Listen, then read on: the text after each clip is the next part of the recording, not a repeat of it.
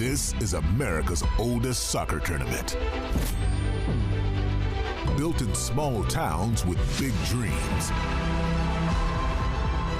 From local grounds to the biggest stages, part-timers and major leaguers chase the same thing. A cup that doesn't care about your club's payroll or what the pundits say. A cup that invites the chaos and carries a legacy.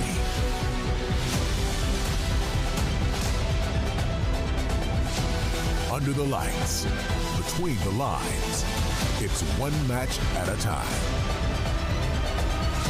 To cement your name in history.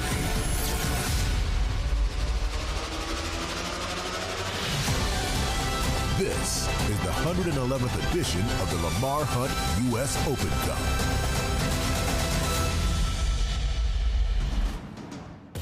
The magic of the Lamar Hunt U.S. Open Cup returns to Soccer County tonight, where USL League One's Westchester SC matches up against one of the amateur powers in New York City in New York Renegades FC.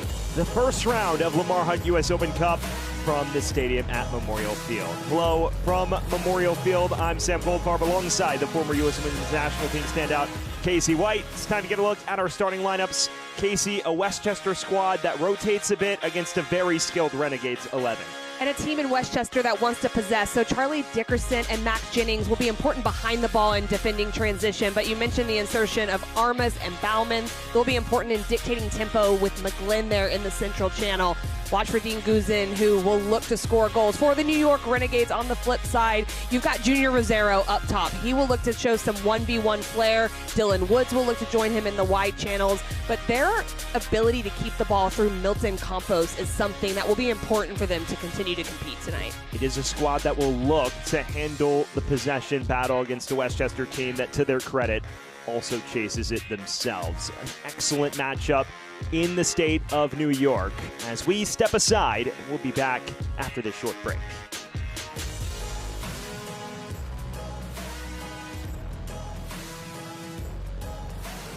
We'll be right back here from the stadium at Memorial Field, Westchester and New York Renegades after a short breather.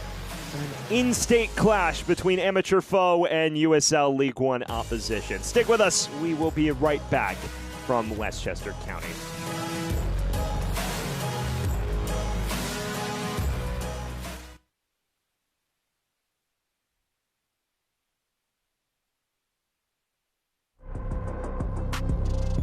Rodman cuts inside. Rodman to the far corner. It's a special goal from Trinity Rodman. Macario goes to chip the keeper. It's sublime. Lamar from distance. Rolls the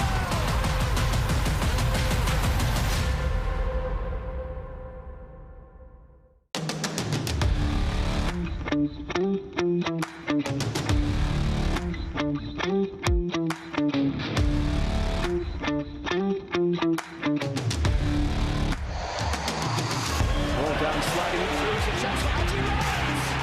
It's Gio Reyna across goal. Balogun! The way opens up for Alex Freeman.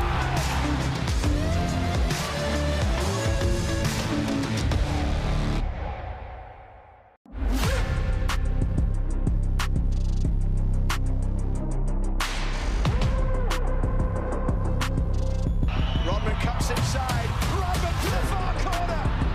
It's a special goal from Trinity Rodman. Macario goes to chip the keeper. It's sublime. Lamar from distance.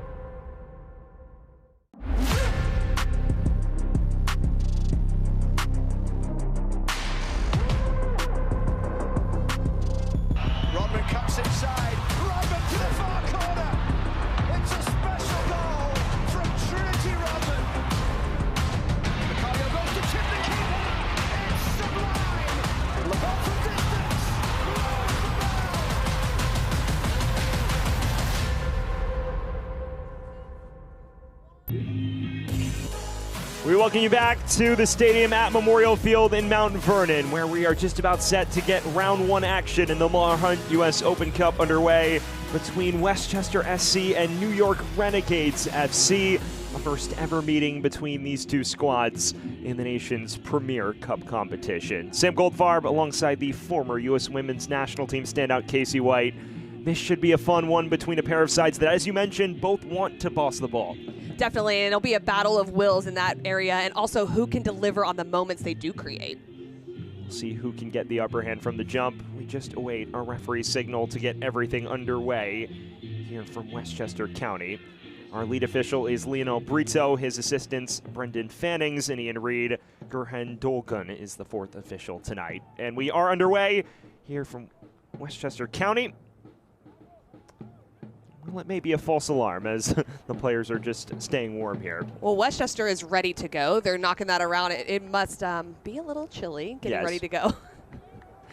You know, talking to both coaches this week, they mentioned that they were hoping the weather would improve. Boris Linares, the head man of New York Renegades himself, saying that he was desperate for it to be warm, but just 35 degrees at kickoff, and now we are underway here from the stadium at Memorial Field. Westchester against the reigning UPSL national champions in New York Renegades.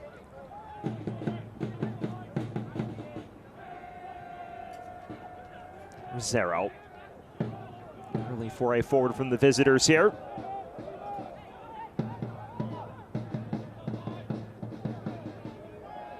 It's a drive towards goal, and Hammersley watches it sail over.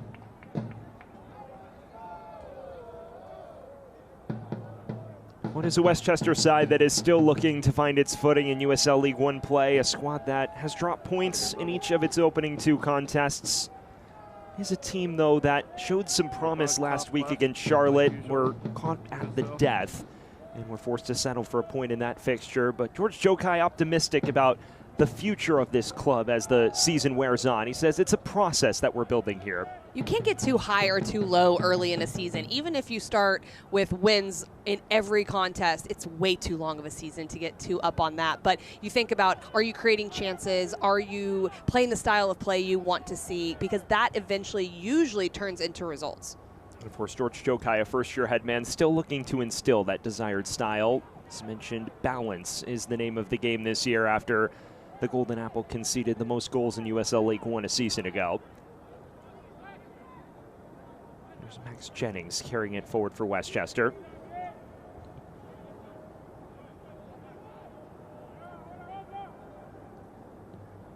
Dickerson looks long, and Guzin chasing after it. He does get there, and the flag stays down. Cutting it across. Dean Guzin has a hit, and it is stopped by Jean-Carlos Perez, albeit unconvincingly.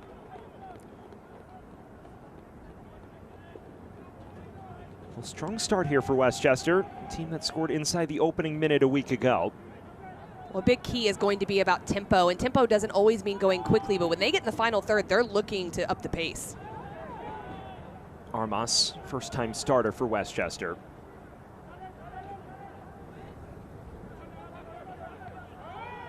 We spoke to Boris Linares of New York Renegades this week, and he mentioned wanting to have the ball. You mentioned Milton Campos playing a big role in that goal, but at the end of the day, this is a squad that doesn't train as frequently as Westchester, an amateur side that has to train when they can. So you have to figure there will be moments where they do need to suffer. 100%, and they'll have to have a good defensive structure, but then it's about when you do win it out of your defensive structure, can you connect the first or second pass? It may not be as much possession percentage, but can you be really intentional in taking care of the ball? Here's Bauman. Wide to Samori Powder. Both himself and his brother Noah starting together for the first time this season. McGlynn. Right into the gloves of Perez.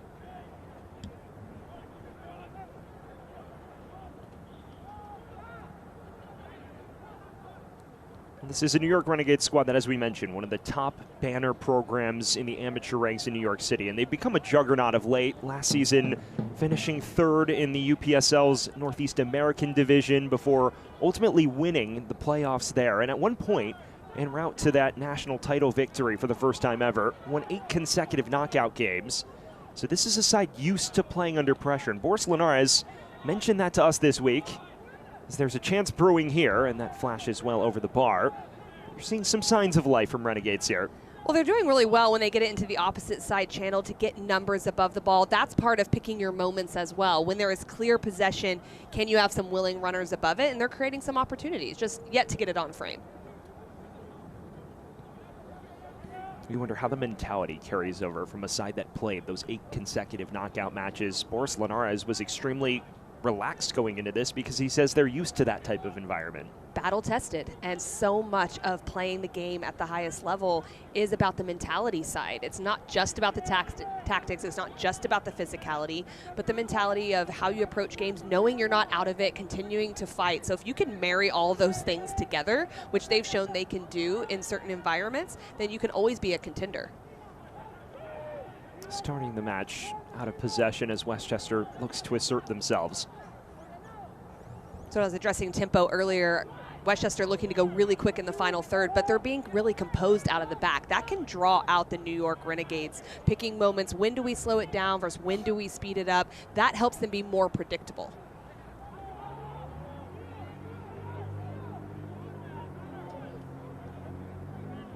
It is a Westchester team that is getting its second taste of U.S. Open Cup experience all time. Last season, a run to the third round under Dave Carton, but this is the first time they're competing under the tutelage of George Jokai. He's mentioned that it will potentially be a cagey opening stages because they don't want to overextend themselves this early on.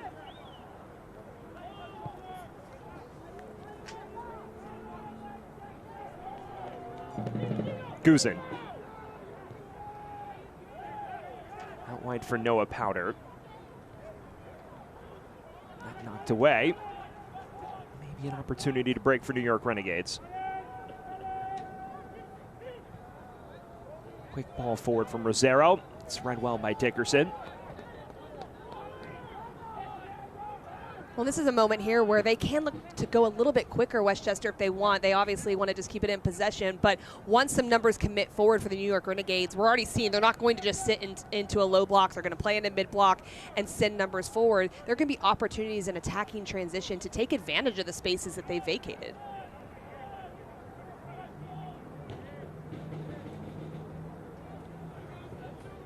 Well, that knocked out a play for the match's first corner. Dean Guzin gets a chance for some target practice from this scenario.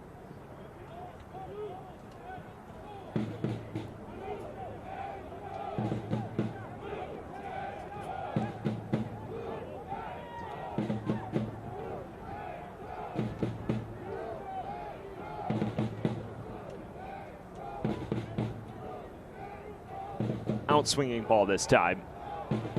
Falls for Armas. Can't navigate through the sea of Renegades defenders.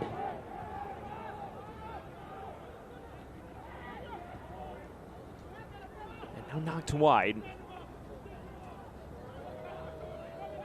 This is Johannes Alexander, who flashes in a cross. It's dangerous, but bashed well over. Took a deflection out for Renegades' first corner of the night. Well, and Alexander does a really good job to get in the wide space. It's the early ball that puts him into that area. It allows the 1v1 isolation. He puts his head down, plays the early ball across, takes the deflection, goes well over. But set pieces can be a differentiator in general in soccer, but definitely in the Open Cup, allowing players to set numbers forward. Especially in this scenario, an amateur club, we don't know how much of the ball they'll have tonight. These are the golden opportunities they need to take advantage of. In-swinging corner toward the near post. Knocked away rather confidently. Falls back to Alexander and right into the gloves of Andrew Hammersley. Goalkeeping situation that is still up for debate in Westchester. Both Hammersley and Matias Molina splitting the opening 2 USL League One matches, and another opportunity for Hammersley to make an impact, as that's a well-weighted ball from Kyle Evans that rolls right to Carlos Perez.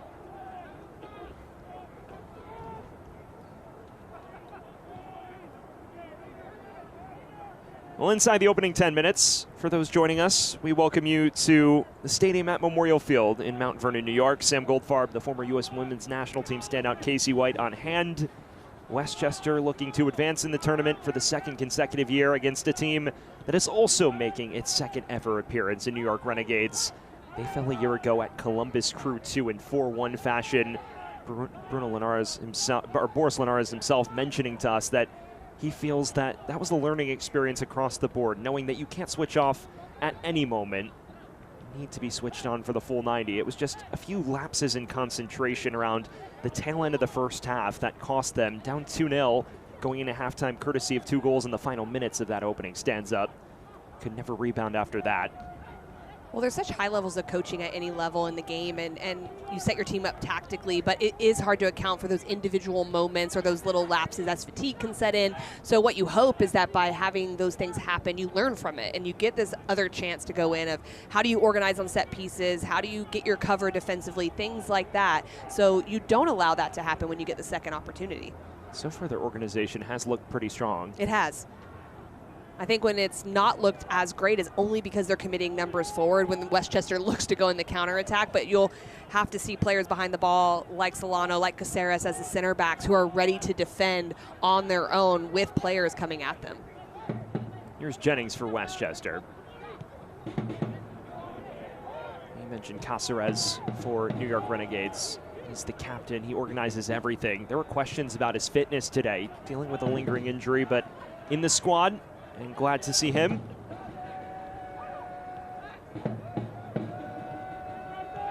Powder.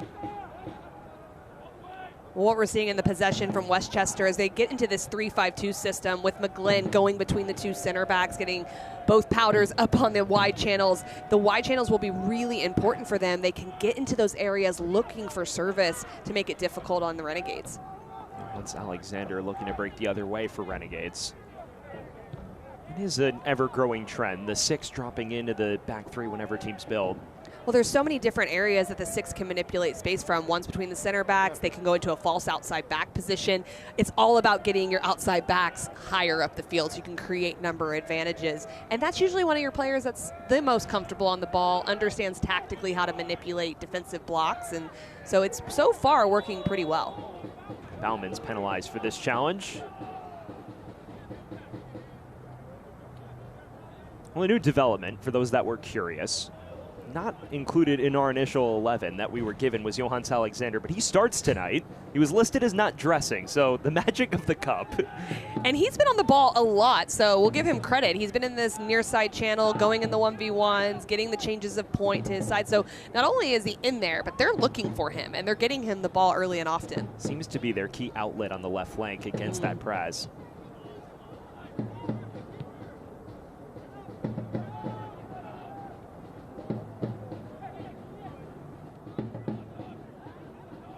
Here's Flores, and now Alexander.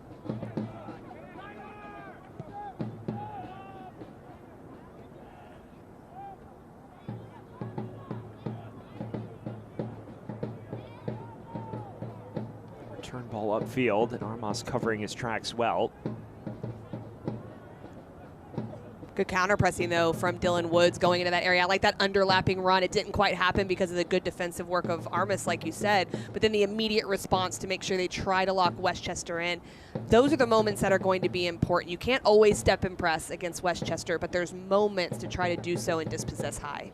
We were talking to Boris Linares this week, and he was quick to mention Dylan Woods is a player that we should look out for, especially on that right flank. The blistering pace and the energy he brings.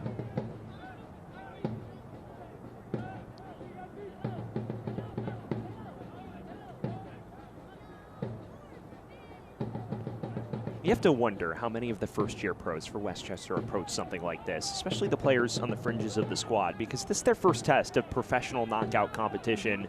And we've already spoken about how battle-tested New York Renegades is. This is a squad that has been in multiple high-stakes environment in the last few months. The UPSL national playoffs, not to mention other competitions as well, like qualifying for the Open Cup, as that cross flashed all the way through.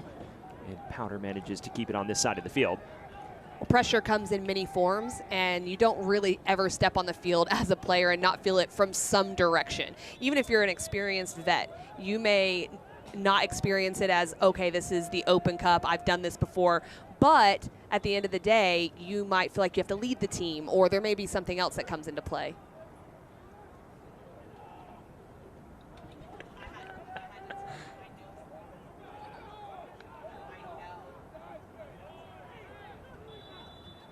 And a free kick for Westchester here.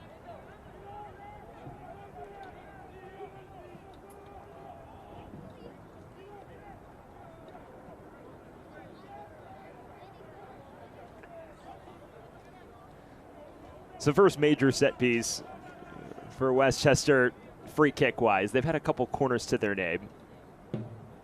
We'll see what they can conjure here.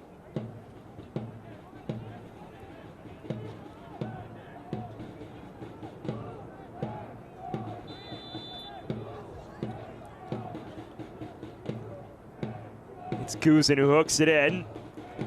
Fell rather nicely for Jennings, but he couldn't wrap his boots around it. Now Samori Powder weaving through traffic. Finally dealt with by New York Renegades, but that sloppier than I'm sure Boris Linares would have hoped. Noah Powder. Well, and right now there's a very composed approach to how Westchester is approaching this game. I do think they can up the tempo a little bit more. They're starting to feel it out, but you mentioned the pressure before, some new players in there having to play and just new units that are coming together. It's still early days of 2026, but I think the ball can move a little bit quicker. See if you can move the back line of the New York Renegades. We'll try to do that here with the big switch. Powder picking out Guzin, who's offside, but a better idea from Westchester. I did like that because it's a quick, direct change of point. Then you get the willing runner and Guzin above the ball. That's where you can start manipulating play a bit more.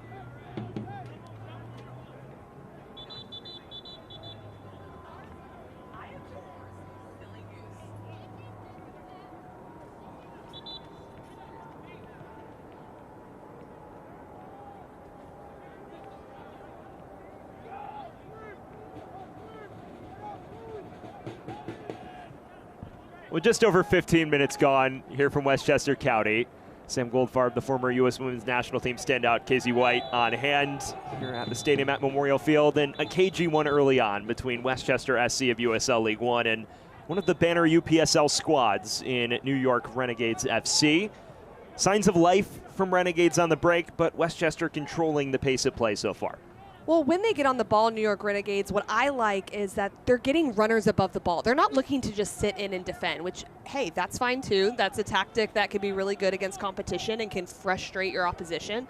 But I like the fact that there's runs off the ball when Cariel gets on it, when Campos gets on it, to get more numbers a little bit higher up the field. We have another set piece, and Dean Guzin has been a wizard from these scenarios in the past.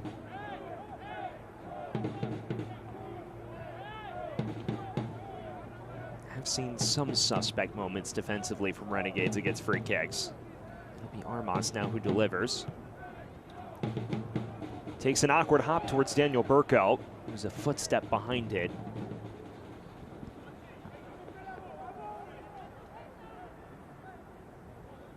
We'll see if there's anyone with a long throw in their locker here.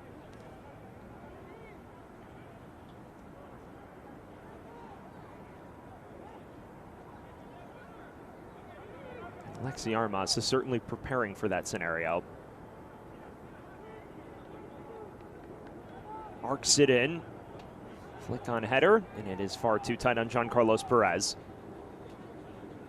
Well, there's been some set piece opportunities from both sides, but especially Westchester, where the delivery has been a little bit lacking. The long throw was fine, but with the corner kicks, the set pieces, you've got to miss out that front defender, or you've got to have some more whip on it. They didn't have that on that closest free kick, but also the first corner kick they had, and it's just a missed opportunity in those moments. So getting that right will be essential for them. We'll see if they can hone in on that as the match progresses, because Renegades has not been shy about conceding free kicks and corners thus far. And you'd figure with the amount of possession they have and the ability to dictate proceedings, they will conjure a few more. Here's McGlynn, one of the top midfielders in all of USL League One. Evans looks down the line for Samori Powder. On the subject of Westchester, a year ago, reaching the third round, they toppled FC Motown away from home before winning in narrow fashion over New York Pan-Cyprian Freedoms. Oddly enough, that a team that included the starting striker tonight, Junior Rosero.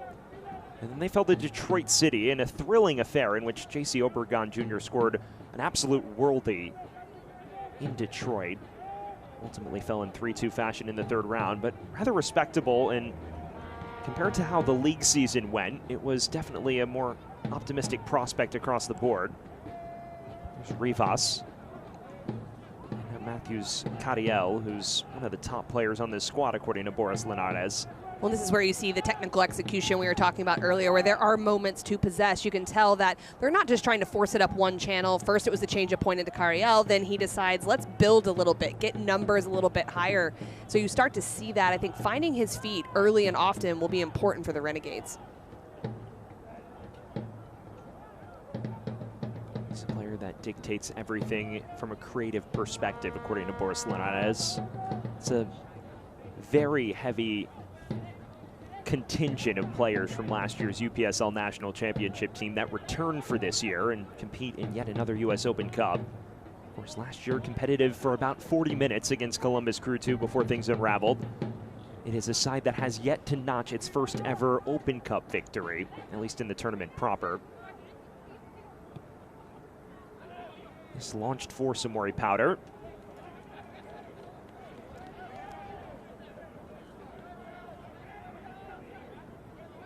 Well, fans, on May 31st, Charlotte, North Carolina welcomes the U.S. men's national team for the All-State Continental Classico against Senegal. Get your first look at the nation's biggest stars before they head to the FIFA World Cup this summer. The match kicks off at Bank of America Stadium at 3:30 p.m. Eastern. Tickets are available now at ussoccer.com/tickets. Sam Goldfarb, Casey White on hand. Still no score between Westchester and New York Renegades in a cagey affair. It has been largely one-way traffic, but both sides look a little nervous to over-concentrate numbers going forward. And there's that period of figuring the opposition out a little bit, but so far they've been able to get this wide channel. Evans starting to ask questions. George Jokai alluded to that point. He said these first 15, 20 minutes might be a little cagey, might be a little tight, because both sides need to figure out how they're going to align against each other. Definitely, but 6 minutes past that, past the 15-minute mark, so I'm hopeful to see either of these teams start to find some spaces that they've figured out are being left open for them. Another chance for Alexi Armas to throw a long throw in here. He does just that. Once again, quite tame.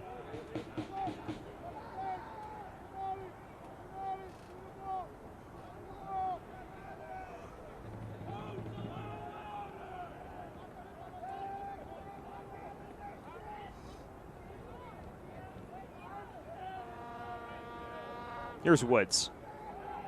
Still waiting to see his blistering pace down the far side. One of those moments there, I'd like to see Campos get on the ball. He's the central midfielder in that holding position, but Evans is doing a really nice job tucking in off that opposite side and trying to take him away. Obviously a player that they might be aware of because they are staying really close to him, not allowing him to get on the ball in possession. And Boris Linares, the Renegades coach, didn't mince words with us. He said Campos might be the most important player on the field tonight just due to the way they want to control spells of the game. This is Baumann, and now Powder, venturing forward down this near side. That ball needed to be a touch better. What Coach Linares also knows is if they are going to defend a lot the back line, then that outlet pass to your 6 is really important just to alleviate a little bit of pressure, the ability to be composed on the ball, connect a few passes as the game goes on. If you are not dominating the possession battle, that piece and that connectivity can help. If you continue to tuck Evans in to marshal out the 6, from a Renegades perspective, does that mean you go down the flank more? It does. It does. Find your center back, get it out to your outside back. That's where the overloads can then happen. Every time you adapt to your opposition, you leave a space available. It's about recognition and knowing when that happens. But these players are so incredibly smart in how they can take away both sometimes in the way they do it and then read the pass from there to step. This is Cadiel. Nearly broke lines there. There's space now for Kuzin. Important to note, too, along that point, it's a Renegade squad that returns the bulk of its key contributors from the national championship winning team in the fall of 2025. On the other end of things, it's a Westchester side that has been rotated quite heavily. 3 first-time starters this season, so you wonder how that plays a role. That's launched long from Jennings, and it falls to the feet of Samori Powder. Armas. Evans. Baumann. Receiving it back from Powder, and another corner on the way. Well, that underlapping run is something that's going to pull out a center back, but as the tempo slows down and Westchester's moving the ball, Alexander's able to get back and almost put 5 across the back line. It's not quite a back line of 5, but you force that back, it's easier to cover. So the moving of the ball, the tempo, will be important for Westchester to break this back line down. Guzin once again from a set piece. See if he can improve his delivery on this occasion. In swinger, knocked across the face and away. Now space to break the other way for Cadiel. Tries to find options on the opposite flank. This is Alexander. It's a little thing, but that touch by Alexander was incredible. It's going over his shoulder. That's one of the hardest touches in the game at a sprint to be able to bring down and bring it down nice and soft. Really good from him on that side. I do like that he started to change it over and let's enjoy the ball a little bit, but you got to give props when there's that technical execution. You know a thing or two about taking it down in the half space, right? Yeah, of course, of course. I'd like to think so. Former Used to have a good attacking first midfielder. touch, yes. That's why I like it. I see it and I'm like, okay, that's really nice. I can definitely give him props for that. They go backward again here.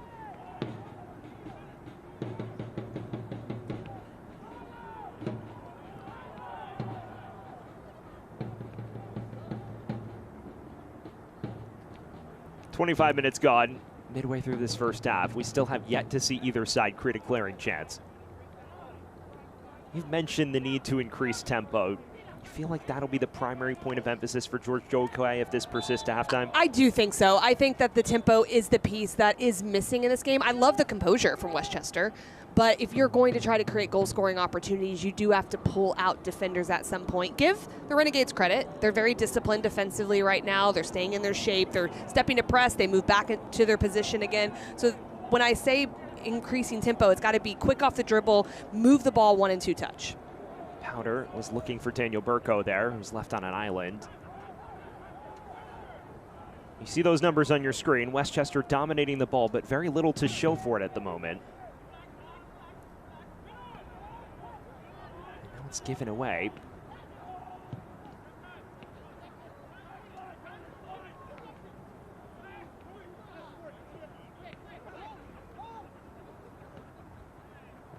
Samori Powder is one of the players that I do think is actually trying to up the tempo, not just because of the quick throw, but every time he gets it, he takes a positive first touch to set himself up for the ability to go 1v1. He doesn't have to, but he's opened up on that full turn to be able to do it. He looks like he wants to be intentional with getting into the attack. He's someone who's known for his desire to bomb upfield, more of an listed winger who's been converted into a fullback role, and you see that in his game. As here's Evans in a bit of space. Tried to pick out the far corner and required a quality stop of Giancarlos Perez. I love the space that Evans is occupying. It's in a pocket right in front of the back line, and he absolutely hits it on a rope. Look at him, bottom of your screen. Takes that first touch, then it's a second touch for the prep. What a great save, though, from Perez in that moment. I love how low Evans keeps that. It forces a tough save. Kyle Evans is a player that George Jokai raved about in preseason, and you're starting to see those qualities on full display. Stop me if you've heard this before. Another Westchester corner. And the last service was better. It was right in the middle of the 6. It was whipped in, and it was an in-swinger, so same thing here. Another in-swinger, and this much more dangerous. Took the goalkeeper out of his net and was uncomfortable.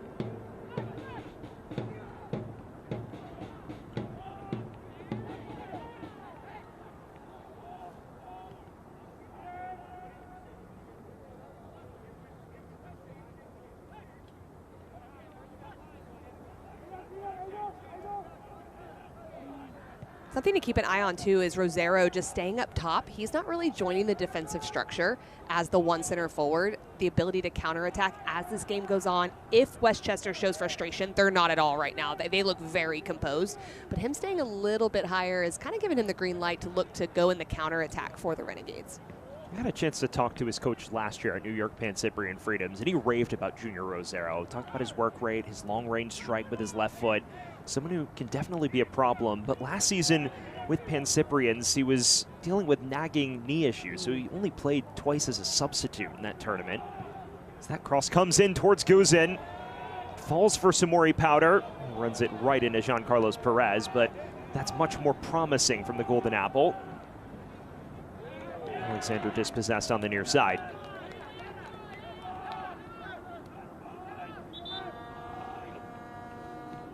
Lost in the shuffle of the conversation about New York Renegades last season is the storied history of this club, a club that only came about in 2019. Boris Lenara is the president, the head coach, who built it as a way to give opportunities for players who maybe didn't have the resources to expose themselves to professional clubs and put their talent on full display.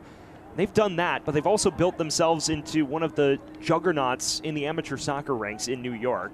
Past couple years before winning the UPSL national title in the fall of 2025, on paper it looked like they could contend, and it was just a few heartbreaks in a row against some of the top teams in the nation as well as the region. And last year it all came together, navigating through that Northeast division before finally getting over the hump and toppling Provo FC 2-0 in the final. This is a club that has been in the ascendancy for multiple years now and has kept its key nucleus intact. This is launched forward for Burko. Well, fans, one of the greatest rivalries in women's international soccer is coming to Seattle. The U.S. women's national team returns to Lumen Field for the first time in nearly a decade, facing Japan on Tuesday, April 14th. World Cup finals, Olympic thrillers, iconic moments. This rivalry has delivered it all, and now it's coming to the Pacific Northwest. Get tickets today at ussoccer.com/tickets. Long throw coming for Alexi Armas and company, the third attempt. And that's flicked along. Doesn't quite come to the back post. Cleared only as far as Guzin. McGlynn. Powder. Evans again, the former Marist standout.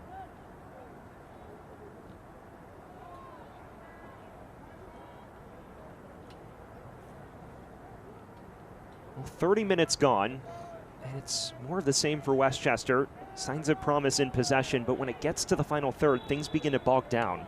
They're starting to figure out some combination play in the wide area, building 4v3s, 3v2s, things like that. Then it's about decision of when to serve the ball. I do like the partnership of Burko and Evans up top. They're starting to find some little pockets of space in front of the back line. Now if they can combine together, that will be really hard for the center backs to contend with. We've seen Evans have moments of enjoyment, the long-range strike from outside the area that drew the save from Perez. Another free kick here for Westchester. Guzin and Armas in the vicinity.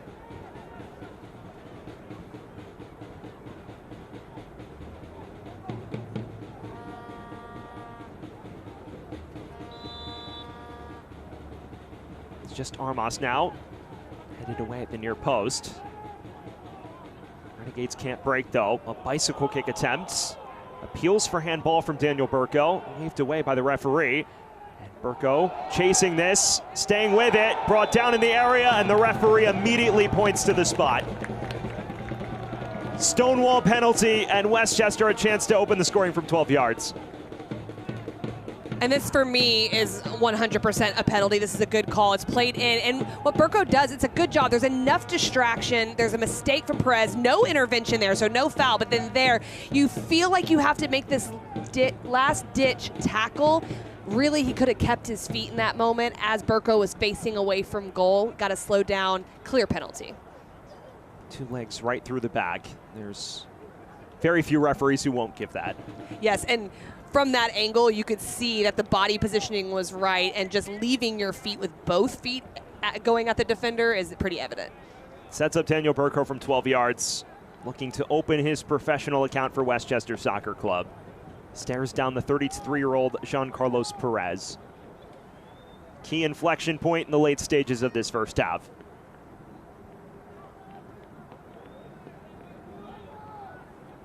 Will it be Daniel Burko's moment?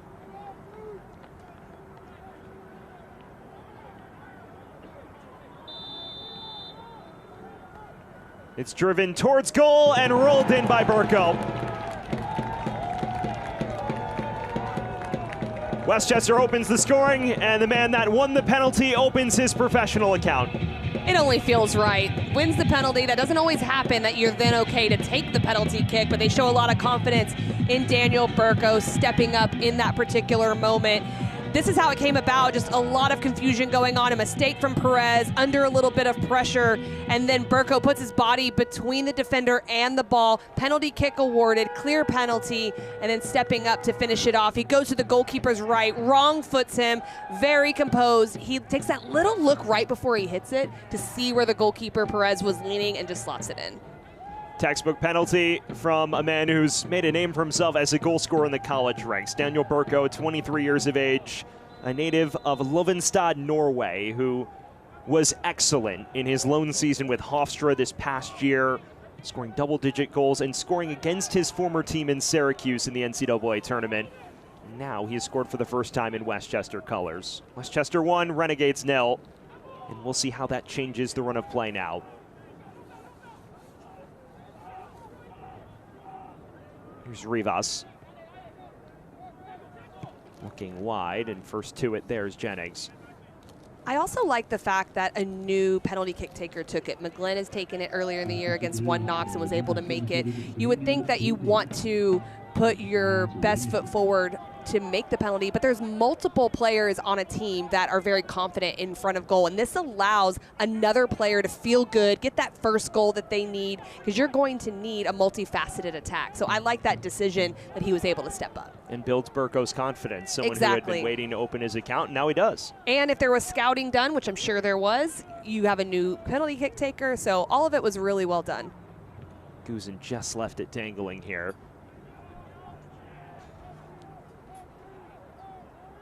Final 10 minutes of the first half. It is 1-0 to Westchester SC, courtesy of the Hofstra University product Daniel Burko.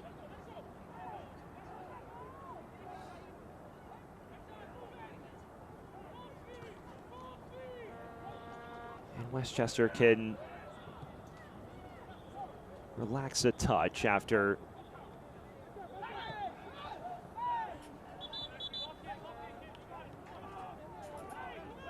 can start to relax a touch after it looked like they were laboring in the final third through spells in that first half.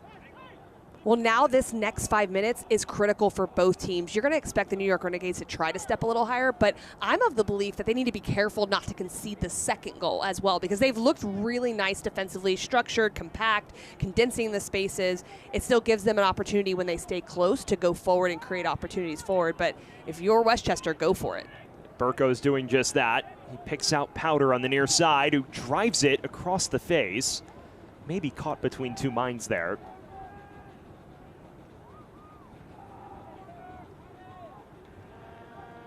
This is an attacking transition opportunity, a 3v3 being created as one player's chasing. Samori Powder gets into this space. It feels like a shot or just putting a lot on the cross, but no one going into that back post area. He scored a goal from similar range in bicycle kick form last year at Spokane. It was one of the goal of the year contenders in USL League One.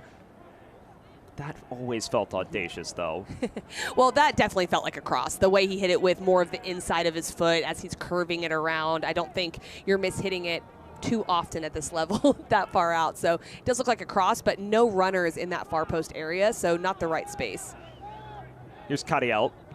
I've yet to see him truly influence this match for New York Renegades.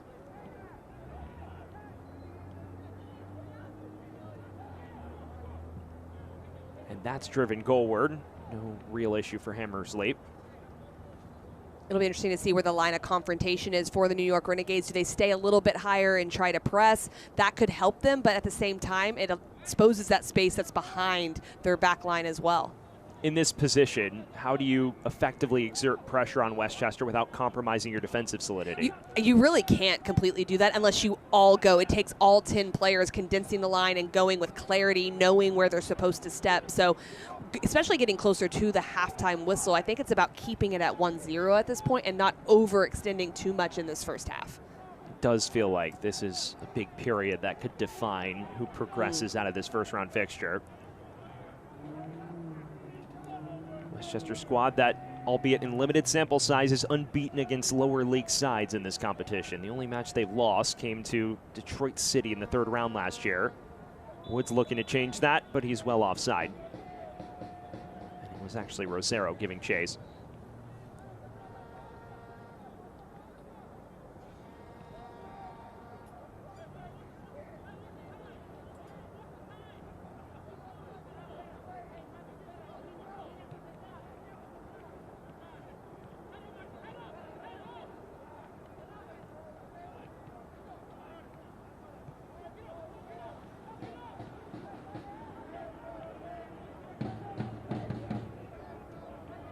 Armas. Bauman splits the lines for Evans, who occupies that half space well. Samori Powder. You mentioned Evans running into that half space. It's that combination again. And now Guzin. The ball's taken off his heels right outside the area. The referee says it was won cleanly, and now maybe a chance to break the other way. Hammersley well off his line in time, and someone who's not known for his ability with his feet does the job there. Tell you what, Casey, that looked awfully foul-like. It did. Our center official was really close, though, so you have to wonder if he actually did come through the ball, but it looked like a very tough challenge there on Guzin. And they were trying to play into the wide space area, defended well. The Renegades are starting to get more comfortable with that, then looking to play out a missed touch. You can see that Guzin gets to the ball first, but I'm wondering with our refs so close if that was a clean tackle and it was just because he was spinning that it looked worse than it was in real time. It certainly looks like the defender got the ball first on first viewing there. Guzin is still slow to return to his feet. A former standout in the Polish second tier, product of many prominent academies in the Netherlands like Ajax, as well as Feyenoord. Some decent names for clubs, right? Yeah, pretty big, pretty big. He's very technical, as you would expect from a Dutch player of his quality.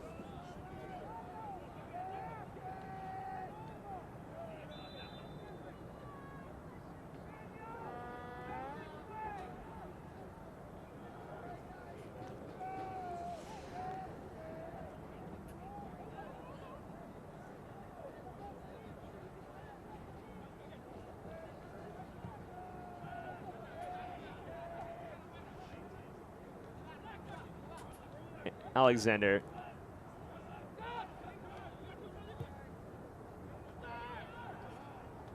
Offside flag is up.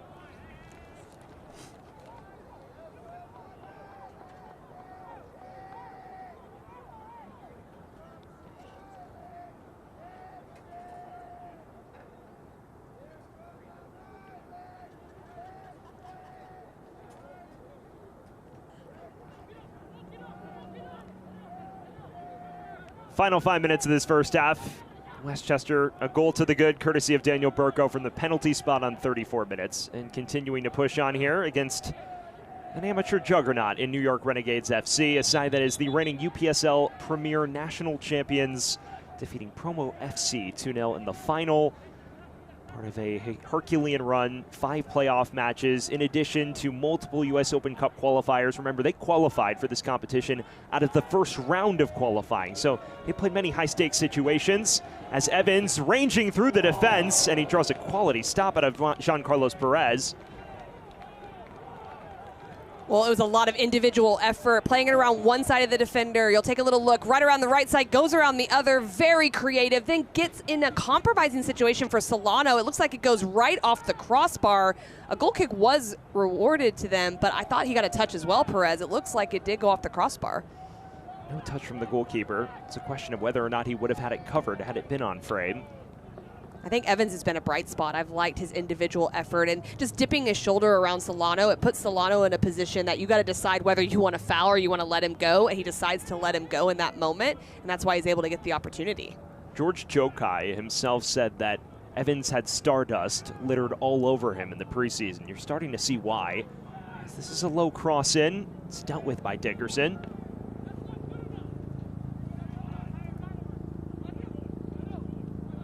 Cariel.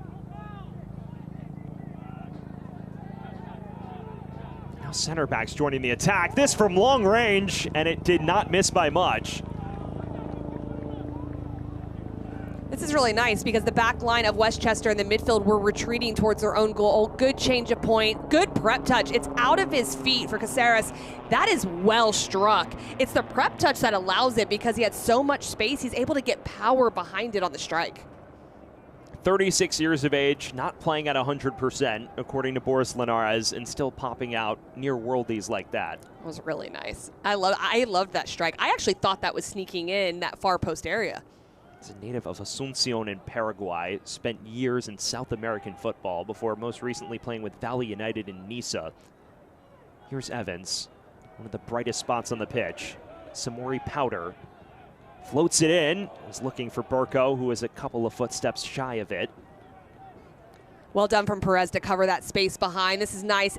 Just finding the outside channel, allowing the 1v1 isolation. I see the look of what Powder is looking for. He's trying to get it bent away from Perez into the on-rushing Guzin in that moment, but well seen. Suddenly, this has become an end-to-end affair. All we needed was a goal. Alexander lays it across. Effort deflected from Rivas.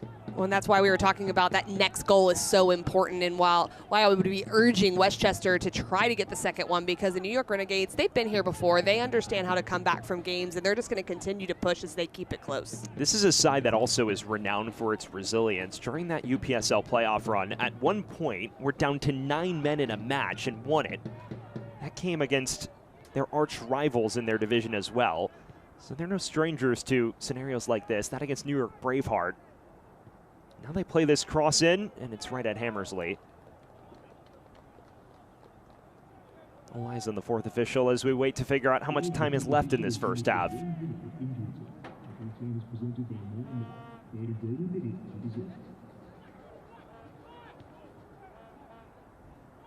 Baumann. Guzin. Some room to roam for the Dutchman. Powder. Not on the same wavelength as Evans on that occasion.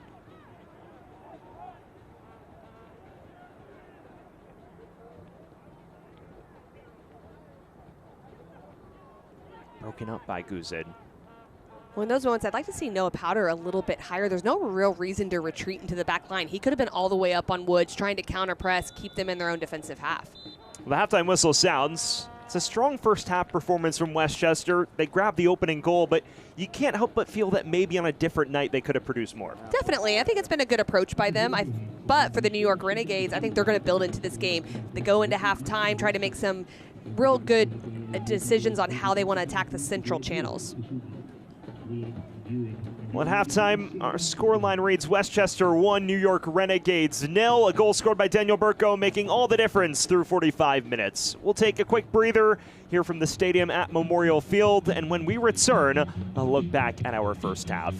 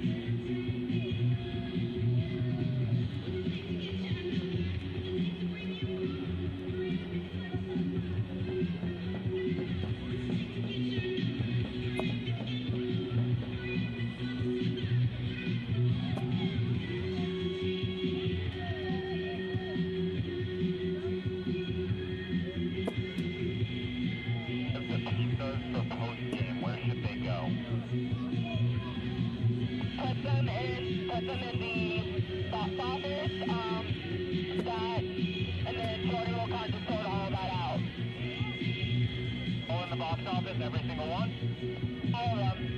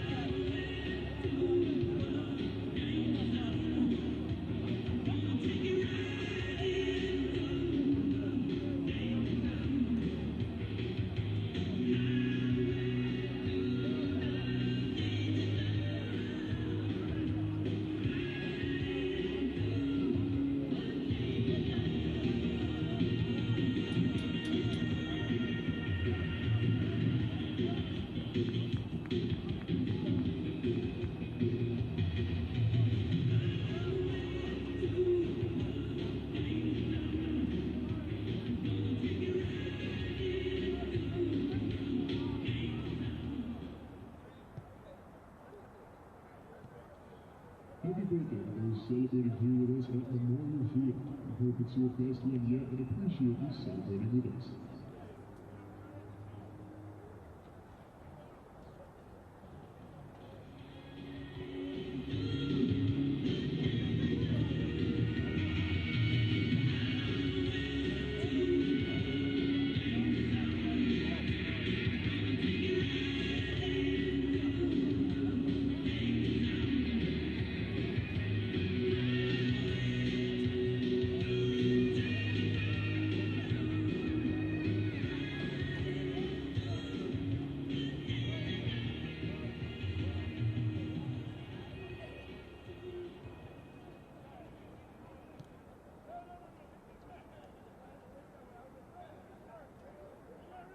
You can't touch this.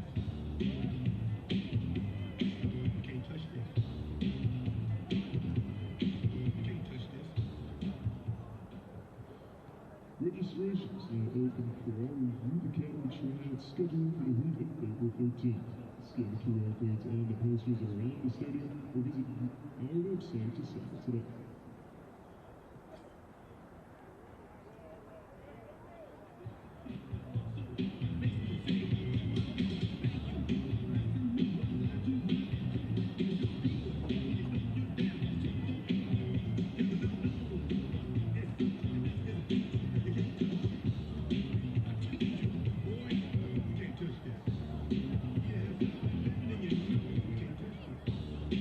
Look at me. You can't touch this.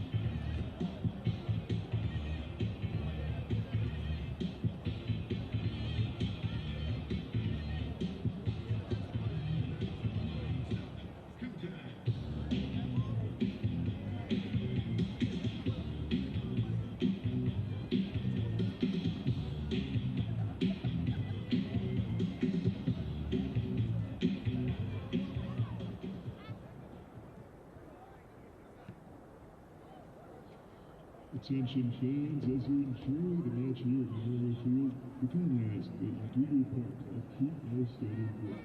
Please remember to throw out all trash and garbage cans located throughout the venue. Let's work together to keep Memorial Field looking great for everyone. Thank you for your cooperation.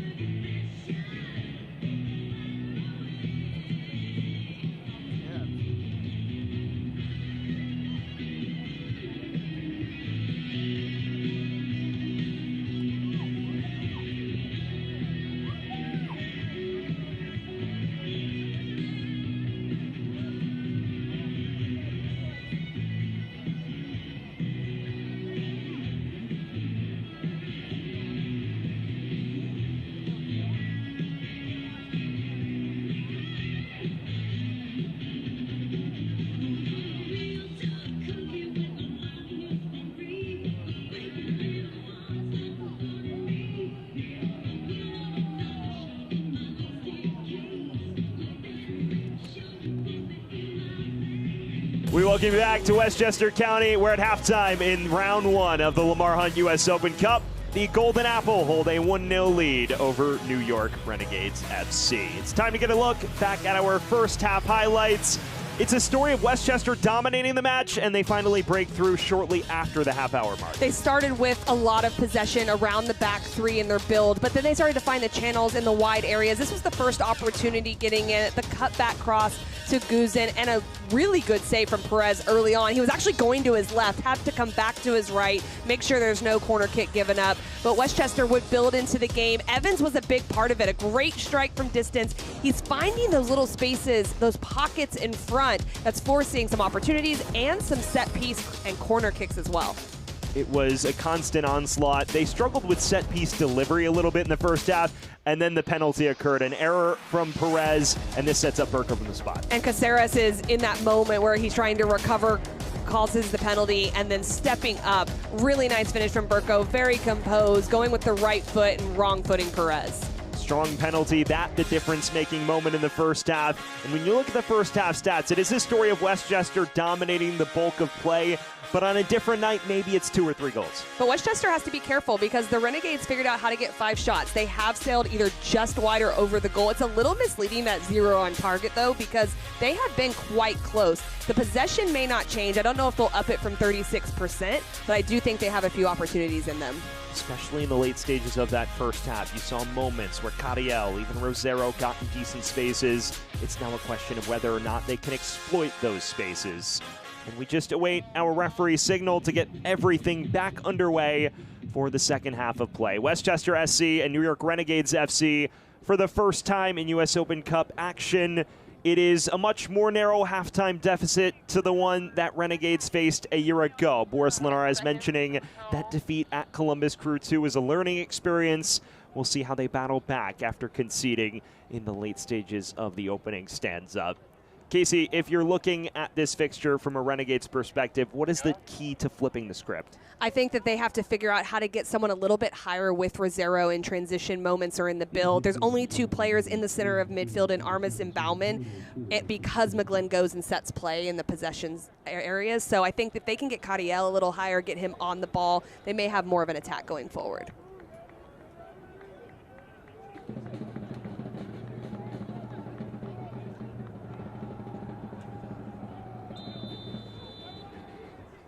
Well, we're back underway here from Westchester County. We are hearing words that Jonathan Jimenez has entered the fray. We'll get words on who that is actually for in a matter of moments. Sam Goldfarb, the former U.S. women's national team standout Casey White on hand from Westchester County. The Golden Apple looking to navigate to the second round for the second consecutive year.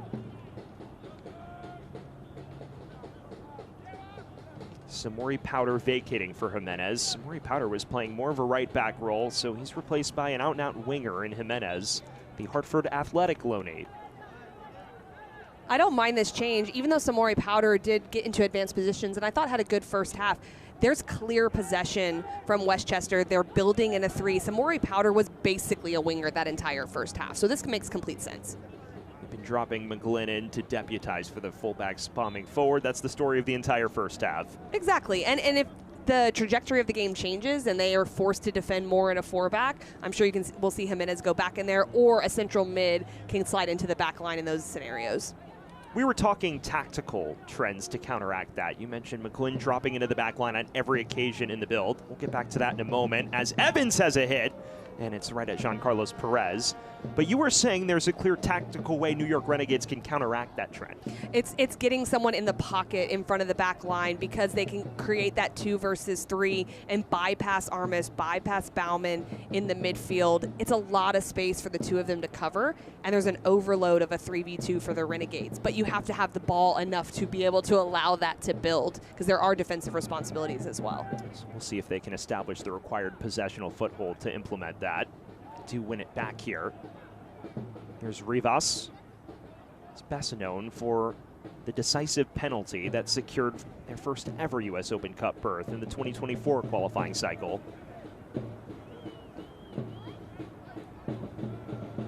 It's a clever touch. Cadiel, he's fouled. This the first inviting free kick of the match for New York Renegades.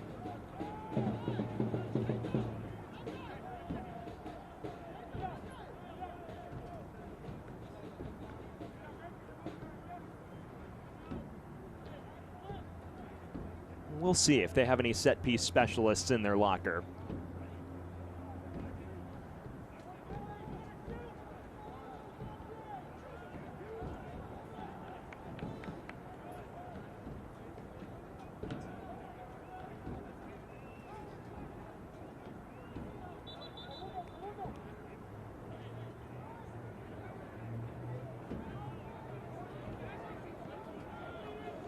What can Renegades conjure from this? The referee finally gives his signal. It's driven goalward, and it looked like Hammersley had it covered the whole way. Good awareness from Hammersley as well to let that go. He looked like he was going for the save, then realizing that he had the post completely covered. And it was a strike towards goal. I'm a little bit surprised that it wasn't served more into the back post area, just to see if it could create some chaos. For those curious about other scorelines throughout the U.S. Open Cup, Forward Madison 2-0 down against Flint City Bucks. That game just finished, so a cup set already has transpired here in the U.S. Open Cup on Thursday. Question is, can New York Renegades make it 2 cup sets? They'll need to cover plenty of ground in order to make that a reality. It's launched forward towards Alexander, who loses the foot race there with Charlie Dickerson.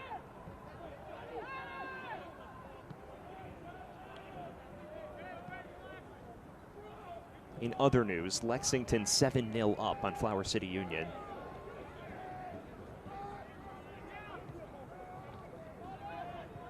It's a quality first touch. Jennings there to disrupt. Cáceres, 36-year-old captain who's still hungry to atone for that earlier penalty he conceded. And he did find some space for that strike from distance later in the first half, and he'll look to probe here. Ventures forward. Guzin looking to navigate out of trouble. It's an errant ball, though. Alexander cuts inside, has a hit. Well over the bar, though. But as long as it stays at 1-0, the Renegades are going to know they're in territory that they're okay with. That you don't want to be down a goal, but they're going to be able to hang around, grow within the game. They were able to get information at halftime. I haven't seen a lot of changes from a tactical perspective in the way that they're attacking or defending, but just being able to get more numbers forward, they'll be in it. Now the other way, Evans looking to ask questions. He's muscled off at that time. It does feel like they have more of a foothold here to open the second half. They're stepping forward a little bit more, running beyond the ball, competing a little bit, but Westchester just has to show some composure as well. They are in the driver's seat when they got the foul here, but also they can control the tempo and try to move the ball quicker. If they don't chase together, the Renegades will be caught chasing. Keep in mind, this is a Westchester side that a season ago struggled to see out results. Now this, a much different squad. George Jokai has overhauled the team that dropped the most points from winning positions in league history a year ago. He's focused more on youth, players who are more tactically disciplined in terms of organization when he's built this roster, and you see it in the way they run. A lot of hungry players on the pitch, but last week did drop 2 points from winning position despite leading the entirety of the match 1-0 against Charlotte Independence. As this cross is cut back to Jimenez, driven right towards Perez though. I'm sure the importance of grabbing a second would have been emphasized in the dressing room after last week. Definitely. And I think with the approach we saw in the first half as well, it was a composed approach. And I think part of that is making sure your principles of play are important that he's trying to implement, but also the respect they have for the New York Renegades as well. Is you don't want to send all numbers forward and then leave yourself exposed at the back either, because he spoke about that. There are players with very good pedigree in this New York Renegades team, and he's aware. He mentioned during his time as the head coach of FC Westchester, George Jokai, they actually played against New York Renegades, and he said they ran us off the park. So that was the foundation for that respect, and they put out a team good enough to compete. That cross in, just headed over the bar by Evans, who had Perez in no man's land. Really nice play in the wide channel. It's moving away from Perez. Combination play to spring him into this area. Burko looks up. It's Evans going through. Perez does just a good enough job. If you're going to come, you have to make sure you make contact, and he does. Just about off the hook.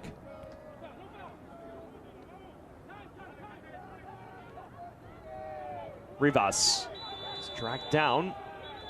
And a yellow card shown to Guzin for breaking up that counterattack. Well, as the ball's played here, that's really good interchange. Rivas gets the body positioning. He takes an aggressive first touch. An obvious yellow card from Guzin as he's caught on the wrong side of the midfielder.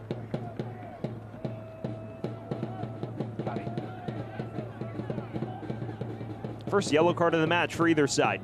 Goes against Dean Guzin. That's one of those yellows, though, that's so hard because it's a little bit more emotional and individualistic. There were a lot of numbers behind the ball. It's at midfield, not really a whole lot in that where they were going to expose Westchester. You just hope something like that doesn't come back to bite you later when there might need to be a tackle or something last ditch to preserve the win. There were moments a year ago where Westchester had leads and then had players sent off with second yellow cards, and it entirely changed the match. Obviously a different complement of players now, so they're hoping that this element of the squad is better equipped to handle scenarios like these. Caceres. Here's Flores.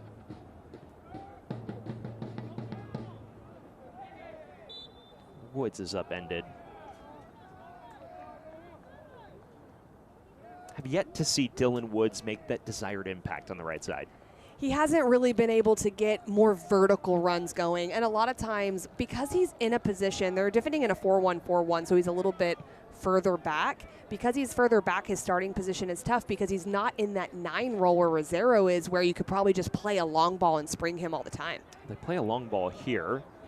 It's read well enough by Jimenez. Well, to that point, I do think that as we see this half go on, we might see more of a front three or a 2 up top, a partnership with Rosero where they give up a little bit more defensively so they can have more attackers starting in that attacking channel. So it'll be interesting to watch that. I think we probably wouldn't see that till maybe the 70th, 75th minute or later. You just want to make sure your defensive structure keeps this tight. The referee has stopped play for now.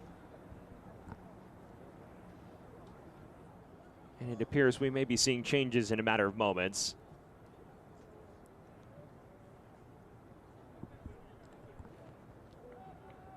It appears Dean Guzin is at least walking off the pitch temporarily. Keep in mind, he is on a yellow card, and this substitution may be geared towards that from George Jokai. I think it can play a role. There's a minute management piece as well, but it is only 1-0. You have to manage minutes, but you also have to think about the best of the team.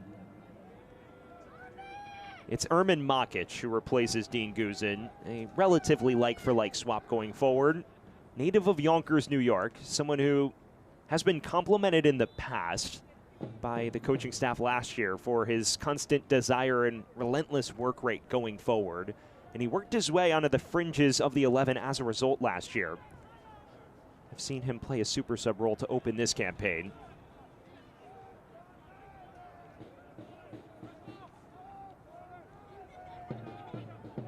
Well inside the final 40 minutes. Still 1-0 to Westchester. Daniel Burko's 34th minute penalty, the only difference-making moment. Sam Goldfarb alongside the former U.S. Women's National Team standout Casey White.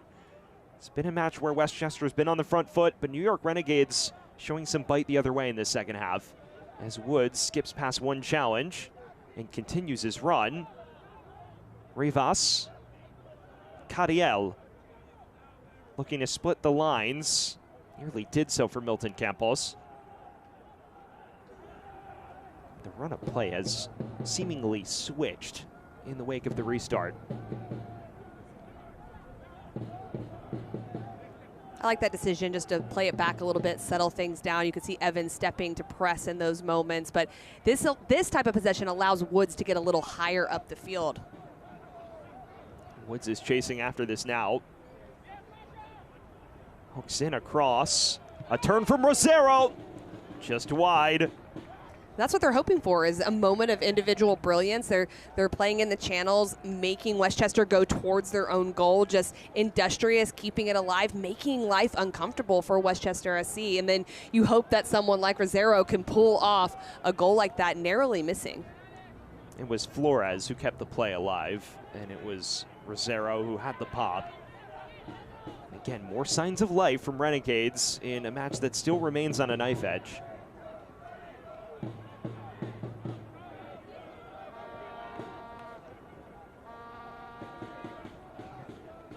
In the second half, Renegades with 55% of the ball. That is a massive flip from the first. Well, it certainly is, and I think it's because of the aggressive starting position. They are just starting a little bit higher. The structure hasn't changed, but knowing they need to press a little higher, making good decisions when they actually do win the ball to start it over, connect one or two passes, and not cheaply giving it away in possession. If you're Westchester, how do you stabilize things? I think that you got to get McGlynn on the ball a little bit, and yes, he's at the center back role, but starting it over through him and being able to settle things down can really help, or you try to clear the lines a little bit higher and make the Renegades defend. It has been a gritty match. McGlynn has had very few chances to actually influence the game. Yeah, and he's playing a different type of role where he's staying back most of the time and not really having to join the attack too often, because they were doing really well to keep possession. This one will go out for a goal kick, but he's just so calm. And I think when things are not calm, you want those players on the ball. He's someone with years of USL Championship experience, of course, best known for the many years he spent with Hartford Athletic, and pretty talented family. Jack McGlynn, his brother, plays for Houston Dynamo at the moment. Well, I've called two of Houston's first three games, and Jack McGlynn's just playing so well. So you're right. I mean, they're both just so technically sound, good on the ball, soccer family for sure. How far do you feel he's off the men's national team ranks at the moment? Oh, not far. I was a little bit surprised when that roster came out. But then you go, well, who are you going to displace? It's tough. But I thought this last game that he had against the Portland Timbers was pretty unbelievable in dictating play. Soccer family, to your point. See if Connor McGlynn's side and his brother can advance in the U.S. Open Cup. Maybe meet Jack on the pitch one day. Powder. Makic laying it back off for Daniel Burko, who's tempted to shoot, and then that cross clips off the crossbar. Well, it's good play, starting off the left side in the near side channel, looking to change the point. Burko gets on the ball. He looks like he's going to go himself, decides to spray it wide. This one just not right. I don't really know if he was going to get over Perez in that moment just because of the height there and trying to get it down under the crossbar. There's at least the moment to keep Renegades honest and prevent them from concentrating too many numbers in the Westchester half. There's Bauman. So the pressing is a little higher. They're going with more of a 2 front just to put some pressure on 2 of the 3 center backs of Westchester. Armas looking wide now. Jimenez keeps this in play. Has options going forward as well. Makic just left it dangling. Jimenez winning a free kick. Smart, just using the aggressiveness of Solano in that moment. I like that Solano stepping into those little pockets of space. That's where Evans has been occupying space, and it's caused problems for the Renegades, but using that over-aggressiveness to get the free kick. And this isn't an inviting spot, and you mentioned Connor McGlynn getting on the ball. I know this isn't out of open play, but here he stands. Either way, we'll take it. Noah Powder also lingers. Neither is a bad shout from this sort of distance.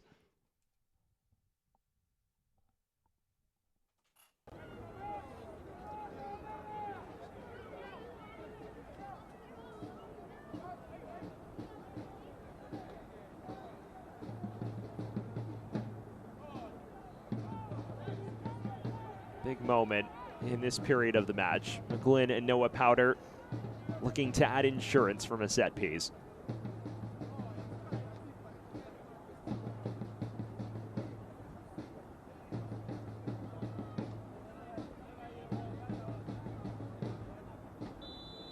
Renegades, number 18. It's Powder who drives it goalward, and he doesn't miss by much.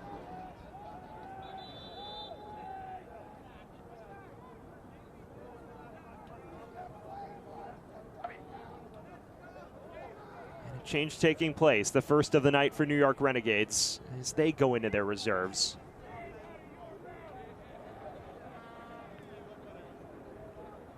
Well, it is Eric Bonilla who will enter for Renegades. That the lone change.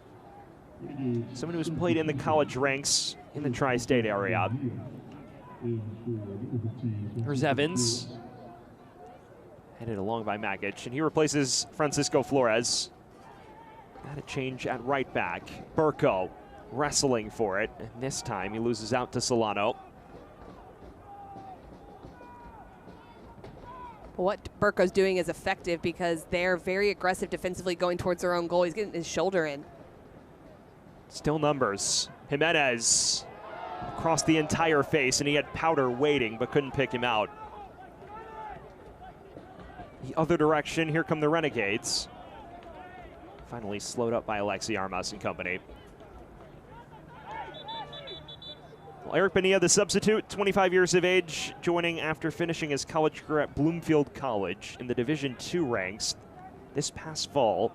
Only made 9 appearances in his 2 seasons there. Now he features for the first time in U.S. Open Cup action.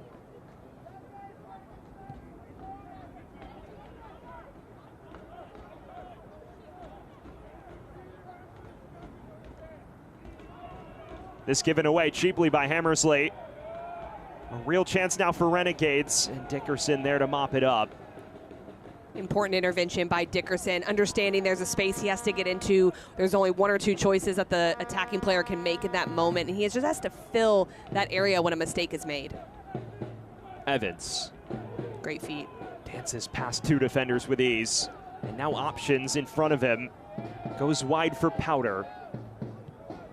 Powder switching it to the back post. Makic right at the goalkeeper. Routine for Perez in the end. Starting to open up here in the second half. Westchester in relentless pursuit of a second. Renegades looking to catch them on the break. Well, I don't think it being open is necessarily an advantage for either team and what they would prefer. But at some point, because the goal has happened, it does favor Westchester because the Renegades are going to have to go. Jimenez. Sliding tackle. Excellent intervention from Solano.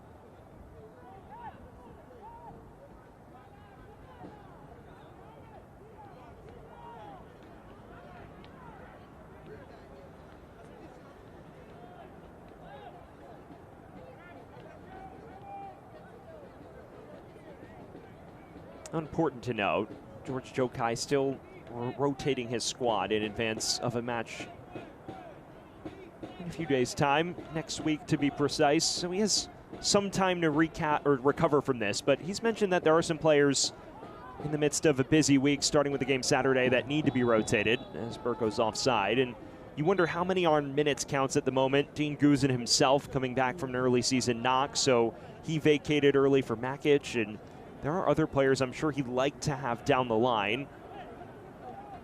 As this wears on, though, especially with how narrow the scoreline is, I wonder how many options he truly does have that he counts on the bench.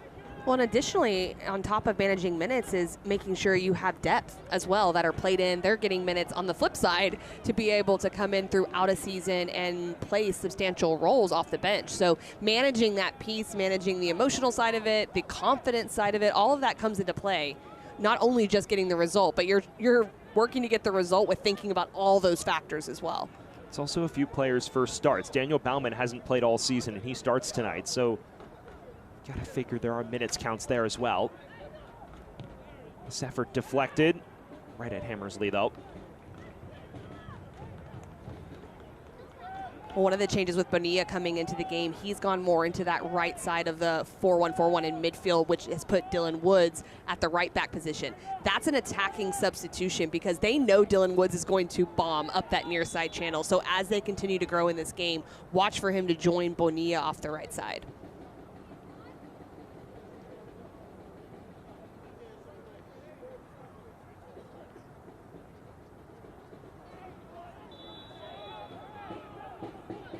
Starting to become a situation of game management as Evans takes a pretty physical challenge from behind, and Cadiel is in the book. First Renegades player to be cautioned here. Number 10, yellow card on the Renegades. Copy. It's a nasty one here on Evans. Just going there a little late. Evans has the positioning and he goes backwards. Just a clip there at the end where Evans was able to escape if it wasn't for the intervention. He's trying to walk off the knock for now. Someone who's been one of the brightest performers on the pitch so far. Ticking towards the final 20. Still 1-0 to Westchester. And the goal scorer Burko overzealous.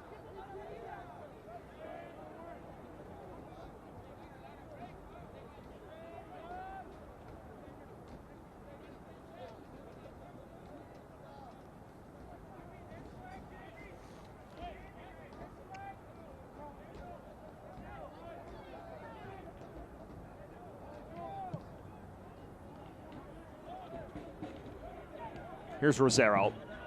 Have yet to see him truly influence things. But he ushers this wide. Space to cross now from Bonilla. Toward the back post. Alexander chasing. His cross out of play for a corner. Taken short.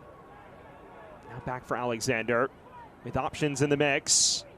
Headed backward, appeals for handball. The referee waves play on, he's unmoved. Cleared only as far as Cadiel, though. It's a consistent period of possession from New York Renegades. Night and day between first and second half. Woods. Now the cross from Bonilla. Alexander again. Just looking for options around him. Clever back heel. Space to cross. Just evades Rosero. And was that the golden chance? Well, there's more numbers definitely going forward. The cover needs to be really tight against the pressuring player of Westchester. Somehow they are figuring out, though, how to, in the 2v2, still get around the outside channel. Some of that's with Woods joining off the right side, but also some individually nice play from Alexander. Terrific cross in. Now Cáceres. Looking to atone from the penalty that he conceded earlier. Burko. Well, there's choices that are going to be real evident for Westchester of if Burko gets it, if Evans gets it, take a quick photo op almost of what the back line looks like. Is it the time to go forward and get that second goal in attacking transition, or do you start it over like they did here? Those decisions the last 20 minutes will be really important to try to see out the game. All about game management at this stage. Bauman not on the same wavelength as his counterpart on the far side. Well, that describes what the New York Renegades are doing. Did you see how high that line was? And they're stepping, trying to pull them offside, almost in an offside trap. But what that's allowing is them to be more aggressive stepping forward. So I'd like to see someone from Westchester recognize that and play an early long ball. They go over the top toward Bonilla. Glenn just wins the foot race, but it's out for a corner. Starting to rack up the set piece count in the second half as well. Everything trending in the right direction for the visitors here. Number 11 coming in for 21. Renegades. Renegades preparing one further change. It appears Milton Campos, who has been held to a quiet affair thus far, will exit. Angelo Puerto Quintanilla set to replace him in a matter of moments. Before that, Alexander will take this corner. It's an outswinger, back post, headed over the bar, and no issue for Hammersley.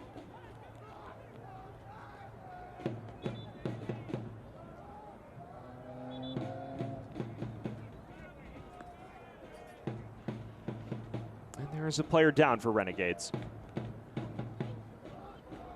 Change taking place, not Campos' night to dictate things, but caught in a tough equation just given the midfielders he's surrounded by in the opposite end of the coin.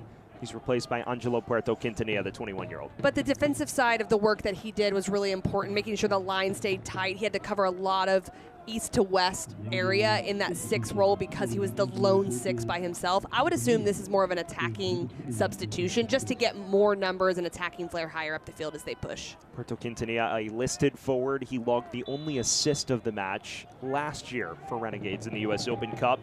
That was on the late consolation goal for Jonathan Silveira in that 4-1 defeat at Columbus Crew 2. This is a much more closely contested contest at this stage of the fixture.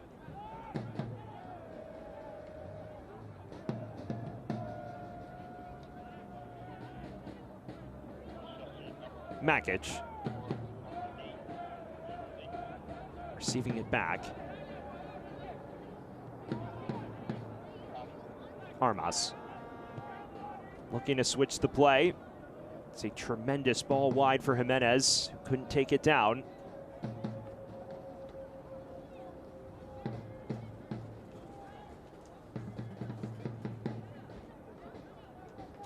Westchester's readying a defensive-minded change themselves. It'll be Bobby Pierre, who is set to make his season debut in place of Daniel Bauman. Pierre's a listed out-and-out center back, so that's a center back for a proper midfielder. Well, that'll be interesting to see if McGlynn goes back into more of a holding mid-role from a defensive standpoint, or do they keep him there and just go to a 4-back and have 2 center backs and adjust things below. So we'll see if there's also a system change as they approach this last bit. Figure at this point with them leading. Defensive stability is of paramount importance. And Bauman has had some really good minutes in these first 73. I think he's covered a lot of area, done really well, so he should be happy with his performance tonight. Strong season debut from Daniel Bauman. He exits for Bobby Pierre, a former veteran of the MLS Next Pro ranks, former Real Monarchs standout. He's someone who's also hoping for a big period this season, Bobby Pierre. Was formerly in the mix for the Haitian national team ranks.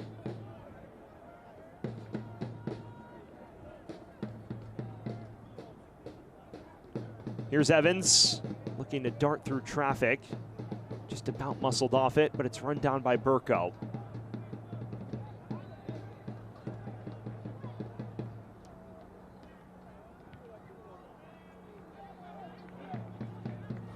Well, fans, the U.S. women's national team will conclude its 3-match series against Japan on Friday, April 17th in Commerce City, Colorado. Featuring the last 2 She Believes Cup champions, this top 10 matchup takes place on a special Hello Kitty theme night at Dick's Sporting Goods Park. Secure your tickets today at ussoccer.com/tickets. Long throw coming in here from Westchester. It's been a common theme of the night, and unfortunately for them, nothing comes of it. This is a miscue, though, between defenders, and they're fortunate that it's run down, but only briefly. Cadiel just about recover, although it's not the prettiest of transition defending moments. A small little detail there by Armas just to step in and get his body in the way. Really nice little detail from him to earn the throw in. You talk about seeing out wins and potential wins. Those are little things that really matter. You can slow down the game.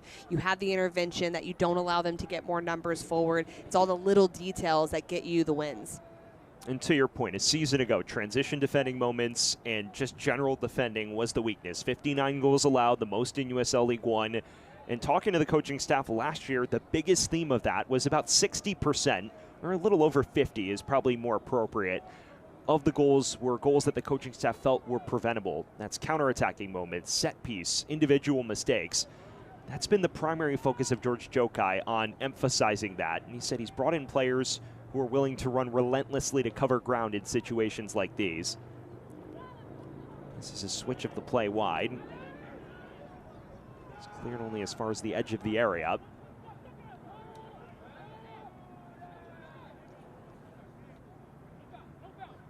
Caceres.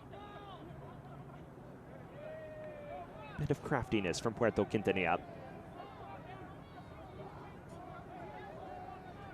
And McGlynn is actually next to Armas now in that holding midfield role that we've become accustomed to seeing him play with Pierre going into the center back. So no change of system, but it's allowed him to push a little higher up. He can help keep the lines together, making sure that they're really keeping them tight in distance. There's a 1-2 that just trickles wide from Puerto Quintanilla. And in addition to that, you've mentioned him wanting to get on the ball more. That provides him more of a platform to do that. Exactly, and it's not like he needs to go forward. It's just his calm presence to change the point of attack, be able to have that switch of play and just dictate it, because the Renegades have figured out how to grow into this game and get more possession. So I do think that it's not only a change defensively to get Pierre in, who's very capable, but also to get McGlynn in and around the ball a little bit more. We'll see if they can do that in the final 15 minutes. Remember, Saturday it was a similar position, 1-0 up late, conceding with the final kick of the match and settling for a draw against Charlotte. They're hoping that won't be a repeat. We won't need extra time. This ushered wide to Jimenez, who's looking to carve out an angle. Cross beyond the reach of Burko and away from Solano. Puerto Quintanilla. Cleaned up well by Burko, and there's the industriousness from a forward. Smart too, smart, just absorbing the pressure, understanding the time of the game. There are going to be pushing to go forward, the Renegades, so you use the aggressiveness against them. He saves it from going out of bounds. Then he knows that he's going to get pressed. He sees it out of the corner of his eye, just steps in there and says, you can come and get it, or you can let me have some space, and draws the foul. They call that the dark arts. Oh, it's so incredibly smart. Great gamesmanship, and it's understanding the moment of the game. Here's a player down now for New York Renegades. Keep in mind, it's been about a month since these players have played competitive fixtures, the Renegades. Their national championship tie was on February 1st. They're still preparing for the 2026 UPSL spring season, which usually begins in March or April.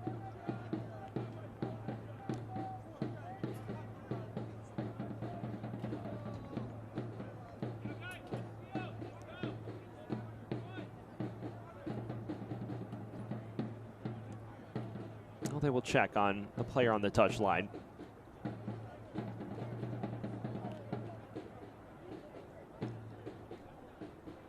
And they'll have to make some quick decisions here, because they're not going to want to be down a man trying to search for this goal. Although that can be hard sometimes actually to play against 10 men. It's not ideal when you're trying to get the equalizer. Burko, more hopeful cross than anything, and frustration to boot.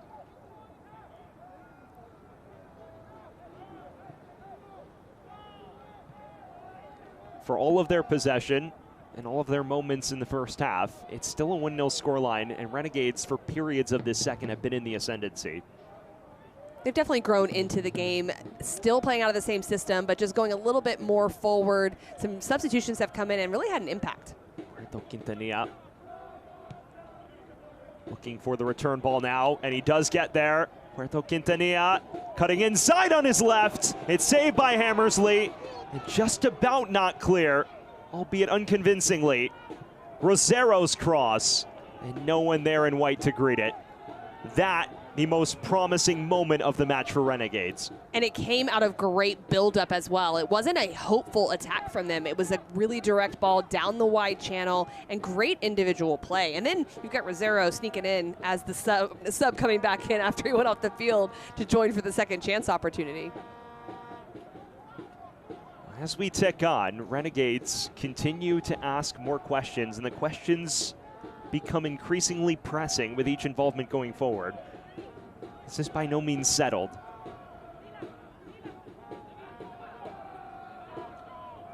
Woods lost out. Now Evans. He's been a revelation tonight, and he surges forward, looking through for Makic, who lets it run. Jimenez came off his hand, and maybe Makic just should have been selfish. Probably so. And then also Jimenez, take the first touch and hit it. If it is going to come to you, go ahead and take it. I love what Evans is doing in midfield, though. He's really tidy, he's technical, but then he knows when to use a separation touch to get away from defenders. He's been a very big bright spot for Westchester. We mentioned the preseason praise he received from George Jokai. He's someone who played at Marist for 3 years with the Red Foxes, went pro early, and there were questions about whether or not that was the right decision. I think his performances with Westchester here early on have validated the confidence he's shown in himself. There's a concussion sub. Jason Solano will exit, so he's replaced by Javon Waugh. Waugh is a former center back in Nisa with New Amsterdam FC. That's a like-for-like change in the heart of defense, and it takes out one of their more experienced presences in the squad.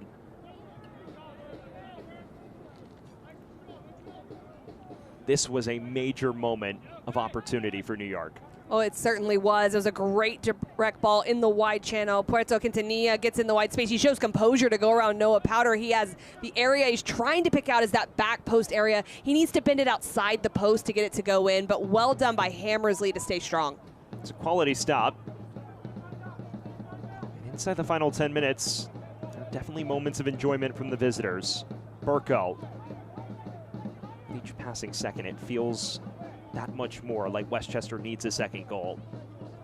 When these moments are happening as well, Connor McGlynn needs to sit in front of the back line, because anything that goes forward, you got to win the first ball direct, you got to be on the second ball, and then slow up play. And so that's where you can fall asleep sometimes in seeing out games.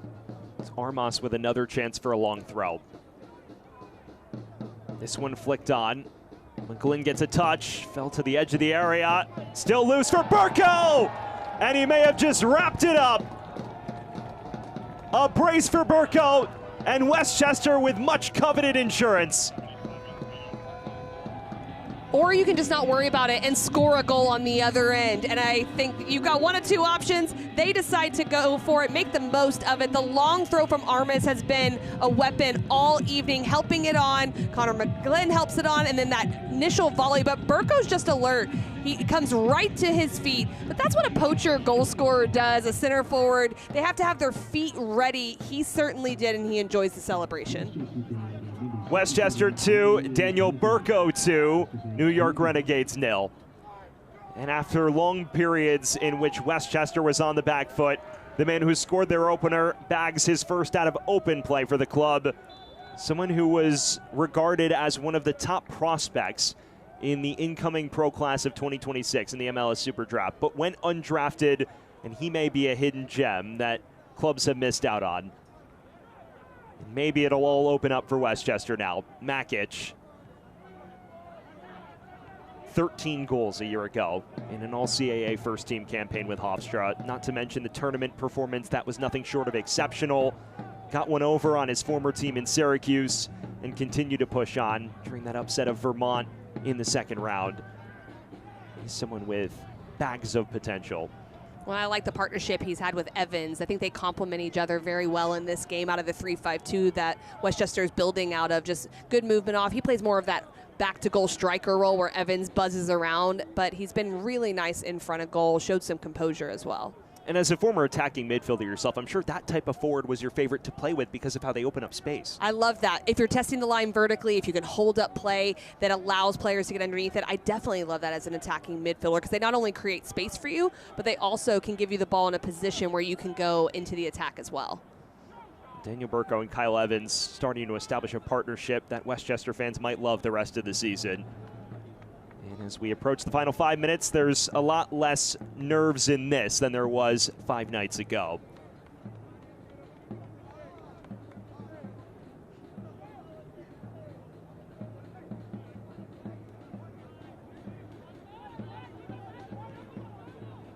McGlynn. Well, now he's finally getting on it in space. He is. He just has a higher starting position this time. Jimenez.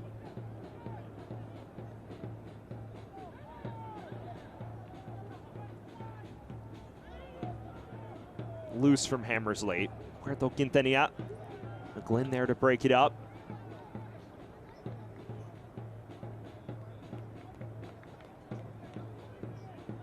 Well, it's looking like this won't go in Renegades' favor, but compared to last season, a 4-1 defeat, this is a performance that Boris Linares and company can be proud of. I believe so. I think they've had a very structured defensive approach to this game, but it hasn't been for lack of attacking moments as well. They definitely grew in the second half. They didn't have quite as many in the first half going into the attacking final third.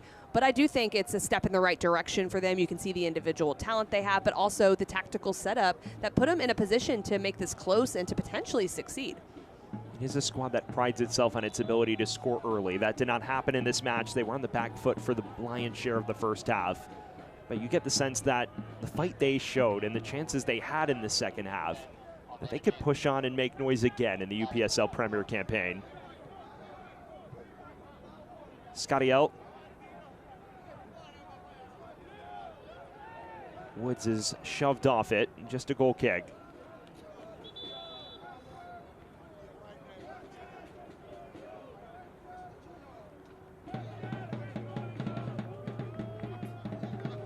More changes for New York Renegades. Matthew Scottiel's night comes to a close. He's replaced by Mauricio Puerto Quintanilla, the brother of Angelo Puerto Quintanilla. Scottiel had his moments, but never had consistent opportunities to exert his influence on this. A solid performance, but he couldn't take over the game. Just not enough possession for a player like him to be able to get on the ball more. You've got to have the team possession to really usually see an attacking midfielder like that be able to get on the ball, dictate play, and have that type of influence. But he had also a very structured approach. He had a very clear defensive responsibility, and I think he fulfilled that. Pierre breaking this up. It's not quite into the period where things feel academic, but Westchester seeing this out well and clinical when needed. But I do think they're going to want to shut out. If I'm the coaching staff, I'm talking about how can we be stingy. That's part of a mentality as well. So even though you could give up one and potentially still win, try to stay really locked in, especially with what happened last week with Charlotte Independence in the future. There's a cross in from Woods. Pierre gets there. It's still loose, and Rosero had the goal at his mercy. Westchester fortunate that didn't sail in.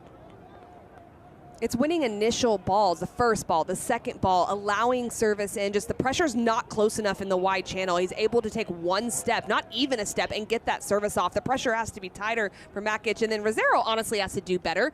I think that should be a goal. You've just got to get it on frame, force Hammersley to make a save. And if that sells in, we're talking about a whole different conclusion of this match. Yes, gets a little nervy. Alexander, maybe he can instill some nerve still. Won't come there. On the subject of clean sheets, Westchester kept just 2 clean sheets in all competitions a season ago. The only clean sheet in league play came in their final home match of the season against FC Naples. So it would be a confidence-building moment. Absolutely. As they make 2 changes. Double change, and it's your favorite partnership vacating. Burko and Evans off. A little curtain call that never hurt anyone. Look at them. They had great performances and get some more players some playing time in U.S. Open Cup. It's Kuhn Blumstein and Brian Vasquez, the youngster Vasquez at 19 years of age, making his first appearance of the season for Westchester. Blumstein still working his way back from injury. He's a player that they're very optimistic about. Feels like they've got 2 strikers in Burko and Blumstein that can make a consistent impact going forward here. Final minute of the initial 90. Time running thin on New York Renegades.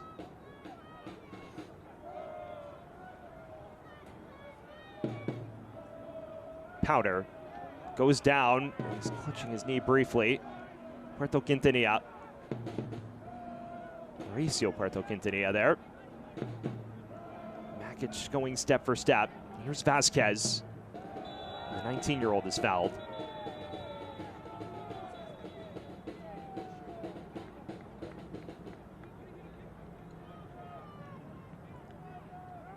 Makic does well to get out of pressure, and he's trying to find him a little bit more forward. Good touch there in that moment, just too aggressive to step. A little surprised by the yellow card there because he's not going in the attack. He was going back towards his own goal, but a foul nonetheless. 4 minutes of added time separate us from full time. In Westchester's second consecutive second-round berth to begin their tenure as a club.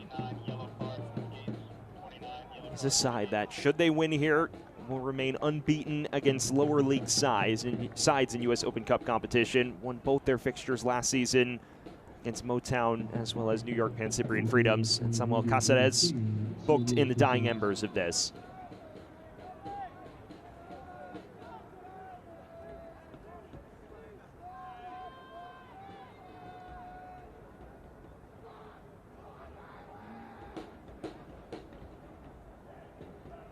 Just awaiting our referee signal to get things back underway.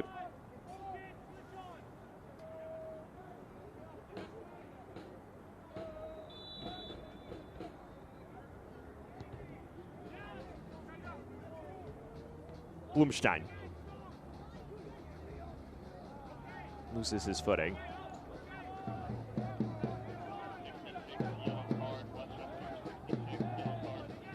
I heard word moments ago that Noah Powder was booked. For Westchester, 10 days off after this, ahead of their trip to Greenville Triumph for their first away fixture of the season. New York Renegades some time off. April 5th, their opener in UPSL Northeast American Division play. So some time to regroup and dissect the film following this for both clubs involved.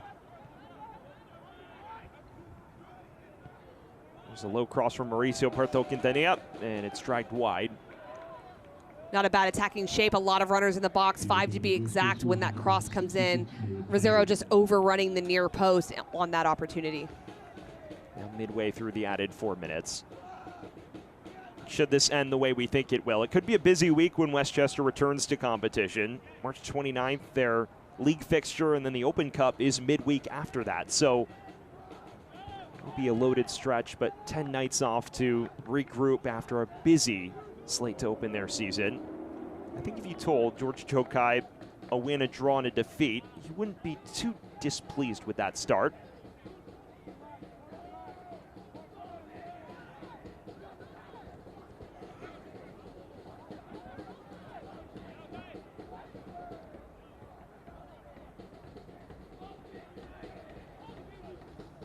Final minute of the added 4. Blumstein. Well, for periods tonight, it felt like maybe New York Renegades had Cup set on their mind. What did you feel prevented them from getting over the hump and grabbing an equalizer in the second half? Well, in the second half, it was about just the finishing efficiency in the final third and a couple good saves. Hammersley had a nice save on the opportunity there in the wide channel. But what I liked from the Renegades was they made some changes out of their defensive structure to go forward. Vasquez trying for goal. It's a quality save there from Carlos Perez. Not lost yet. Jimenez. Armas receiving it back. Flag stays down.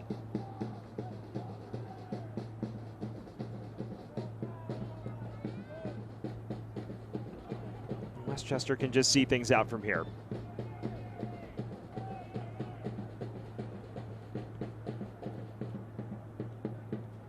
Vasquez beyond the added 4 minutes now.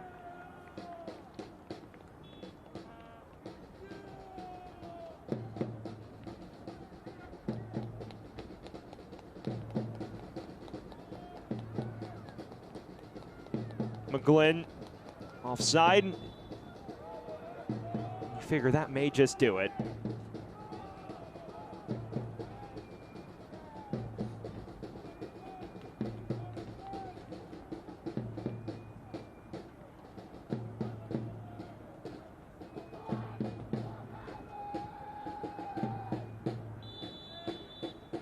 There is the full-time whistle. Westchester SC gets its Lamar Hunt U.S. Open Cup campaign off on a high note. A brace from Daniel Burko on either side of halftime making the difference, and they topple New York Renegades to advance to the second round. And the New York Renegades did really well. They grew within the game. They generated chances. It was just about moments where Westchester took advantage, a composed approach from them. A lot of positives to take out of this with getting 2 goals, but also securing the shutout. First victory of the year for Westchester, and let's get a look back at how it all unfolded. A pair of goals from Daniel Burko deciding this tie. Oh, he'll be happy with his performance tonight, not only in playing with the partnership of Evans up top, but this goal got everything started. Caceres is recovering towards goal, fouls Burko in this moment, and Burko says, I'll step up and take it. He does it well, composed the right-footed shot to go right over the line, sending Perez the wrong way, and that would make it 1-0. And then late in the game, another goal here off the long throw-in. Set pieces were important for Westchester. Right place, right time, and Burko puts it away. Clinical display from Daniel Burko. He opens his Westchester account and scores twice on the night as Westchester Soccer Club prevail and advance to the second round of the Lamar Hunt U.S. Open Cup. For my broadcast partner, Casey White, and our terrific crew here from Westchester County, I'm Sam Goldfarb saying so long where Westchester triumphs over their amateur opposition. Have a great rest of your night, everyone.